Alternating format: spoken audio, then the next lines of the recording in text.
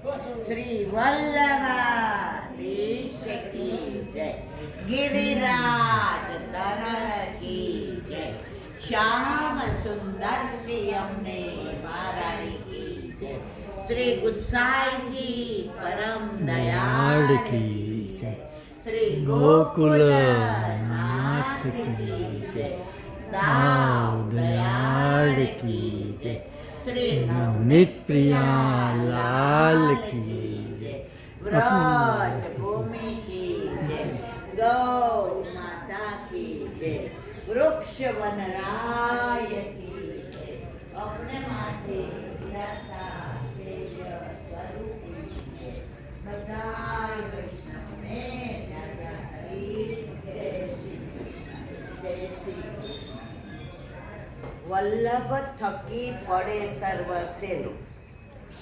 આજે જ્યારે સંપર્ક ક્રાંતિમાંથી સવારે 3:15 ઉતર્યા ત્યારે બધાને એમ થતું હતું કે ઘરે જઈને થોડી વાર સૂઈ જશું. વ્રજમાં સુવા નથી આવ્યા, સૂતાને જગાડે એવું વ્રજ, જાગ્યા પછી ચાલતા થઈ જાઓ એવું વ્રજ, ચાલતા હોય એ દોડતા કરી દે, દોડતા હોય એને કરી દે એવું વ્રજ. અને આજે એ વ્રજની એ રજની એ વ્રજભૂમિની કેવી અનુભૂતિ થઈ. 3:30 ઉતરા અને 12 આવીને નીકળ્યા તો તરત યમુનાજીની આરતી. અને જે સૌથી પહેલાં વલ્લભ પાસે ગયા, કારણ કે પ્રાચીન વૈષ્ણવો એવું કહેતા હતા કે વલ્લભ થકી પડે સર્વ સહેલું. તો વલ્લભ પાસે દંડવત કર્યા. વિશ્રામ ઘાટના વલ્લભ તો જે સવારના પૂરમાં એટલા સુંદર એની અંદર તિલક કરતા હતા અને ધોતી ઉપરનો ધરાવતા હતા અને પૂજા માળા અને એ દર્શન કરતા કરતા મન મારું હરખાય રે દર્શન તારા કરતા.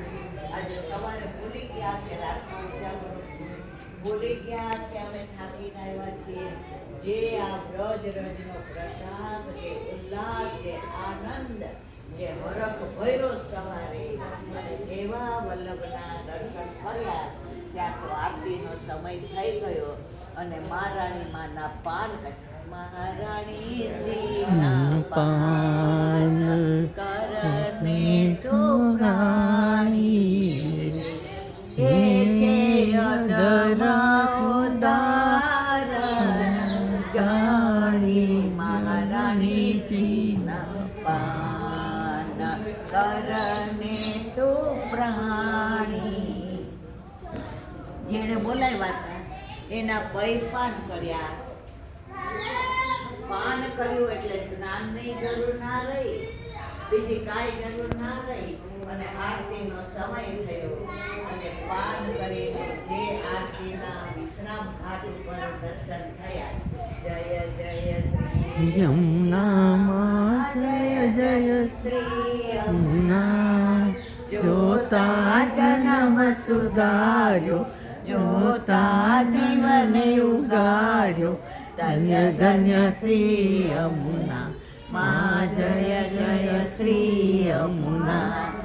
એવા યમુનાજીના સાક્ષાત દર્શન, એ જળ, એ એમનું સ્વરૂપ, એ એમના હાથમાં કમળના માળા છે. પ્રભુને મળવાની એવી આતુરતા કે એક એક કમળને પોતાના પ્રિયથી ચૂંટી ચૂંટીને પ્રભુના લાયક એટલા સુંદર કોમળ કમળના ફૂલથી માળાજી સિદ્ધ કર્યા. અને આપણે ગાય છે કમળના માળા લઈ હાથે, જય જય શ્રી યમુનાજી, રૂડા દિશે છે વિશ્રામ ઘાટ રે, જય જય શ્રી યમુનાજી. યમુનાજીના લીધે વિશ્રામ ઘાટ એવો રળિયામણો લાગે, એવો સુંદર લાગે, એવો સરસ લાગે. અને સવારના પોરમાં આરતી કરતા કરતા યમુનાજી હાથમાં કમળના માળાજી લઈ પ્રભુને ધરાવવા માટે ઠાડા થઈને ઊભા છે. અને ત્યાં પ્રભુ પધાર્યા અને જેવા યમુનાજીની સામે મંદ મંદ મુસ્કાય છે. એક મિનિટ, હાથમાં કમળના માળાજી લઈ અને પ્રભુ મંદ મંદ મુસ્કાતા યમુનાજી પાસે પધાર્યા. ચણિયા ચોળી ચૂંદડી અને યમુનાજી તો એટલા હરખમાં હતા, એટલા રાજી હતા. શ્યામ સંગ શ્યામ વેરહી શ્રી યમને, ચિત્ત મેં શ્રી યમુનાજી નિસદિન જો રાખો, પિય સંગ રંગ ભરી કલોલે, બ્રહ્મ સંબંધ હોત યા જીવ को तब ही पूजा वाम पर के, દોર કર સોર કર જાય પિય સો કહે. આવા યમુનાજી હજી તો હસ્તમાં માળાજી આમ પ્રભુને ધરાવવા જતા હતા, ત્યાં સામનેજી રૂમઝૂમ કરતા આવ્યા અને પ્રભુને મળવાની એમની આતુરતા, એમનો પ્રેમ, એમનો સ્નેહ, એમને ખબર હતી કે પ્રભુ ક્યાંય નહીં મળે વ્રજમાં, તો યમુનાજીના કિનારે યમુનાજી પાસે તો મળશે. અને દોડતા દોડતા આવ્યા. હવે યમુનાજી સમજી ગયા કે આ માળાજી ધારણ મેં સુંદર તૈયાર કરી, જો પ્રભુને ધરાવીશ તો સામનેજી માન કરશે, અને સામનેજીને ધરાવીશ તો પ્રભુને એમ થશે તો હવે હું શું કરું, કોને ધરાવું, પેલા કયા સ્વરૂપમાં મારી આસક્તિ તો બધાયમાં છે. ત્યારે યમુનાજી તો એટલા કૃપાળુ, કૃપા સાગર, રસ સાગર, રાસ સાગર, એટલા બધા સાગર યમુનાજી. તરત એમણે એક કમળના માળાજી રાધાજીના શ્રી હસ્તમાં દઈને કહ્યું, રાધે રાની પ્રભુને ધરાવો. રાધાજી એટલા પ્રસન્ન થઈ ગયા, એટલા રાજી થઈ ગયા. રાધાજીએ એ માળાજી ઠાકોરજીને ધરાવી. ઠાકોરજીએ પોતાના કંઠમાંથી એ માળાજી રાધાજીને ધરાવી અને યુગલ સ્વરૂપની પ્રસાદી માળા રાધાજીએ પાછી યમુનાજીના શ્રી કંઠમાં ધરાવી. ત્યારે યમુનાજી ખૂબ પ્રસન્ન થયા કે જો 2 મિનિટ રાધાજી મોડા આવ્યા હોત તો મને યુગલ સરકારના પ્રસાદી માળાનો જે લાવો મળ્યો છે એ મળત નહીં. આજનો લાવો લીજીએ રે, કાલ કોણે દીધી છે.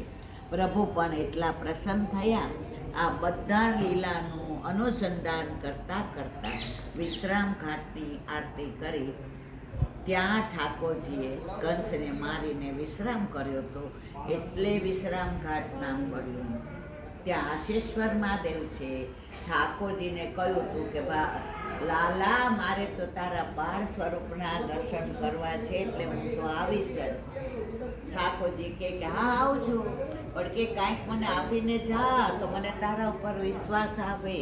ત્યારે ઠાકોરજીએ પોતાની બંસી આપી કે મહાદેવ, તમે મારા બાળ લીલાના દર્શન કરવા આવો ત્યારે આ વેણું લઈને આવજો. ઠાકોરજી પધાર્યા અને હજી તો થોડા જ દિવસના હતા અને શંકર ભગવાન મહાદેવ ત્યાં દર્શન કરવા આવ્યા. જોગી આયો ત્યારે દ્વાર દર્શન કરા દે મૈયા, અને માએ તો જઈને ઠાકોરજીને અંદર ઢાંકી દીધા ને બરાબર ઢબો જા કે મારા લાલાને આ બાવાની નજર લાગી જાય નહીં. શંકર ભગવાનને પૂછ્યું, મહાદેવ જોગી તમારે શું જોઈએ? હીરા મોતી माणिक सोना चांदी रूपो मोको तो वो लल्ला का दर्शन करा. लल्ला का दर्शन કેટલું બધું માએ સમજો. અને ઠાકોરજી એવા કોચીએ ચોડ્યા. મહાદેવ તો આવીને બેસી ગયા, આસ લગાવી દે કે જ્યાં સુધી ઠાકોરજીના દર્શન નહીં કરાવે ત્યાંથી મહાદેવ અહીંથી ખસવાનો નથી. એટલે આસ કરીને બેઠા હતા. એટલે મહાદેવજીનું નામ શું પડ્યું? આશેશ્વર મહાદેવ. અને ઠાકોર વલ્લભભાઈ પધાર્યા પહેલી વાર ઉજાગર જોવાની સાથે. ત્યારે અહીંયા સ્મશાન હતું. વલ્લભે પોતાના ચરણામૃતના જળથી જળ છંટાવીને આ વ્યવસ્થિત કર્યું અને ત્યાં વલ્લભના વિઠ્ઠલજી બિરાજે છે. બધાય પહેલાં યંત્રની વાત જાણો છો. દિલ્હીના યવન રાજાએ ત્યાં યંત્ર લગાડી દીધું કે કોઈ પણ બ્રાહ્મણ પુરોહિત કે પંડિત નીકળે તો એની ચોટી જતી રહે અને એને દાઢી પધાર્યા બધાએ ના પાડી. ત્યારે વલ્લભે કીધું એવું યંત્ર આગ્રામાં લગાડ્યું કે જે યવન નીકળે એના દાઢી મૂછ જતા રહે, ચોટી થઈ જાય. રાજા ગભરાઈ ગયો, વલ્લભને કેવડાવ્યું. વલ્લભ કે મારે તો યવનનું મોઢું જોવું નથી, તું તારું યંત્ર વિશ્રામ ઘાટ પરથી ઉતાર તો મારું યંત્ર હું આગ્રામાંથી ઉતારું. અને તરત ઉતારી લીધું. અને વલ્લભે ઉજાગર ચોબા સાથે પેલી પરિક્રમા કરી આ વિશ્રામ ઘાટને લીલા. ત્યાં ચૈતન્ય મહાપ્રભુના 3-4 સેવકો આવ્યા. વલ્લભ બિરાજતા હતા ને એમના સેવકો આજુબાજુ હતા.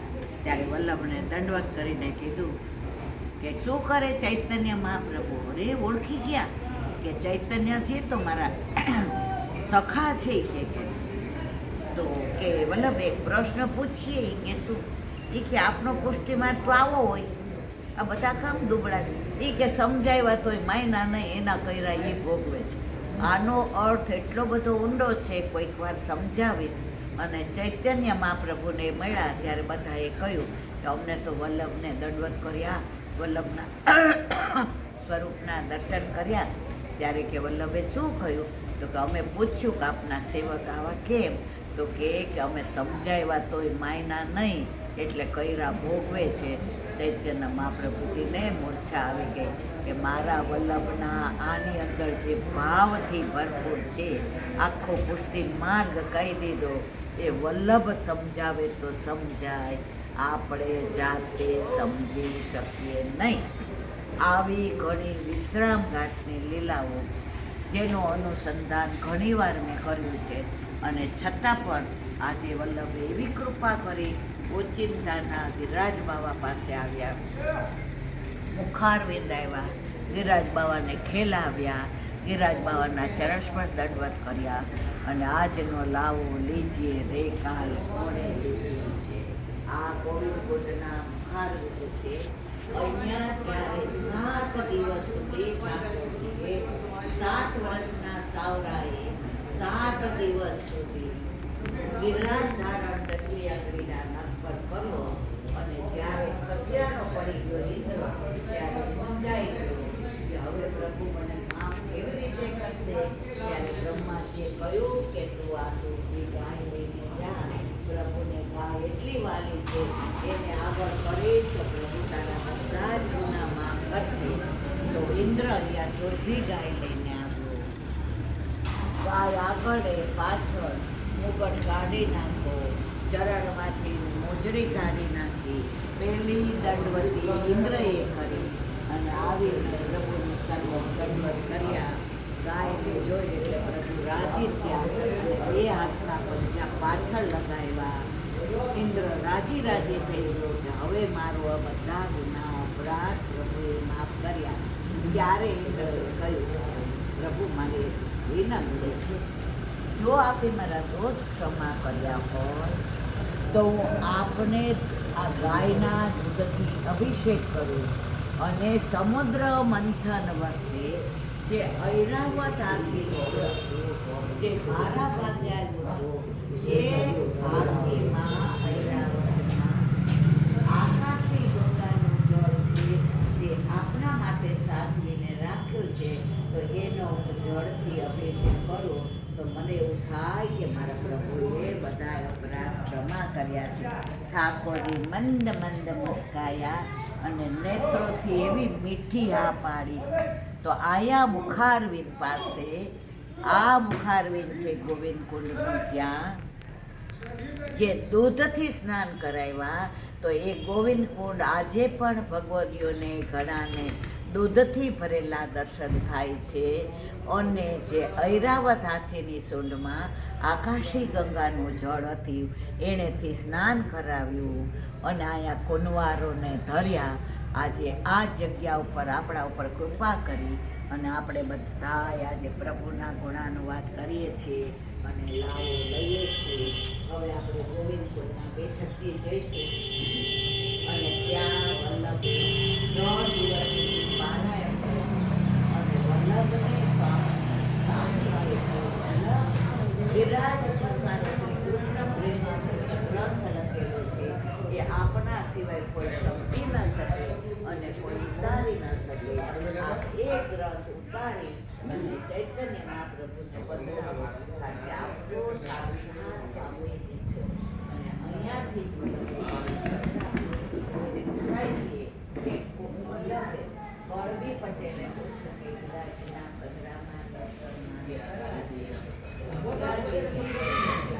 એ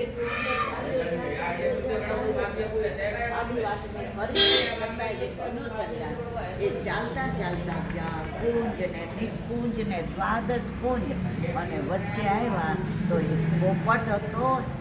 એ શ્રી કૃષ્ણ શરણમ શ્રી કૃષ્ણ શરણમ શ્રી કૃષ્ણ શરણમ બોલતો હતો. અને જેવું એ કરબી પટેલે જય શ્રી કૃષ્ણ કહ્યું અને પોપટે જળ પીધું અને લીલામાં પહોંચી ગયા. ત્યારે આવીને વલ્લભને પૂછ્યું, અમને આ લીલા ન સમજાણી. તો કે સુખદેવજીના સ્વરૂપમાં એ સુખ રાધાજીનો માનીતો હતો. દોષ પડ્યો એટલે અહીંયા આવ્યા અને અહીંયા એ સતત શ્રી કૃષ્ણ શરણમમાં બોલતા હતા. તે જઈને એને શ્રી કૃષ્ણ શરણમમાં કહ્યું એટલે એ દરમિયાન જળ પીધું ને એ પાછા ગોલોકમાં ગયા.